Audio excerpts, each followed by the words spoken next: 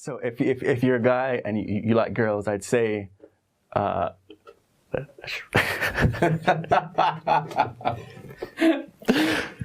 probably knew what came to my head, but I'm not gonna say that. My name is Derek Pete. Born in Jamaica, grew up in South Florida. I converted to Islam when I was about 16, and before that point in my life, it was all about, I guess, basketball, video games, going to the pool, playing football, back alleys, this sort of thing. At age 11, when my father died when I was 11, that it really started to push me in the direction of Islam. So when I was 13 years old, I started thinking about God more, thinking about religion more, thinking about myself as a Christian, growing up as a Christian, what religion, with all these religions, which religion is correct, and why do they differ? So 13, 14, I started studying more. And then at 15, this is when I first really read about Islam, like in a complete way. When I was 15, this was my first real experience with Islam, as far as reading it like as an entire body of as a religion. Even though it was short, it was actually in a history class. So in this class, we were studying the different world religions. So we studied Hinduism, we studied Buddhism, we studied Judaism, then we got to Christianity, then we got to Islam. So I was really interested in Islam at that point because I was doing like bits and pieces of research in different religions, and Islam was always intriguing to me because I'd watched the Malcolm X movie. After seeing that movie, I wanted to do more research on Islam. So in the class, I was really excited, so I started reading ahead. So I was reading ahead in the book, so I lifted my head from the book.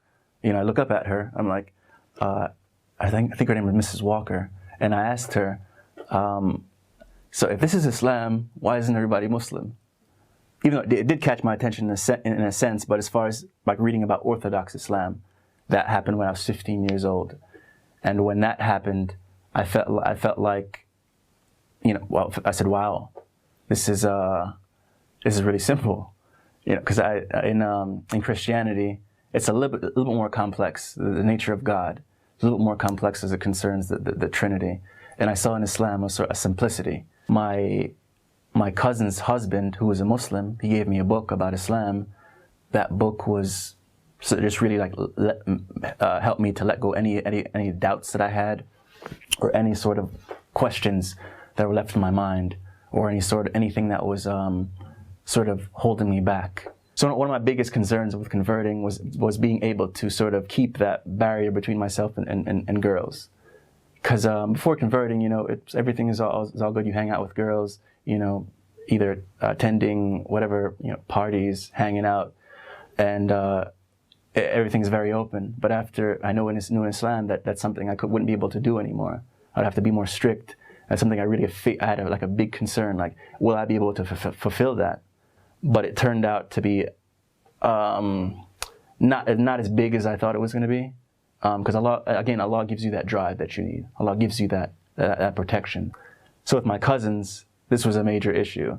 I was like the black sheep, if you will, really like the weirdo, me, because I left like the partying, I left hanging out with the girls, hanging out with doing this, doing that. I left that, and I really, at that point in my life, I decided to really sort of separate myself from that crowd, because I saw that I needed to really focus. I needed to take things more seriously. I wanted to take my religion seriously. And I saw that if I continued to hang out with my cousins, I was going to basically just continue to do the things that I was doing in the past. So I needed to really separate myself from that and really to focus. So even though it seemed like something weird to them back then, they see me 10 years later and they say, Islam had a really good effect on his life. Because Islam, it helped me to keep my life on track in going to college, graduating from college, and then, eventually, coming overseas to study Arabic. One of the main things that Islam has done for me in my life is that it's given me like a focus towards the hereafter.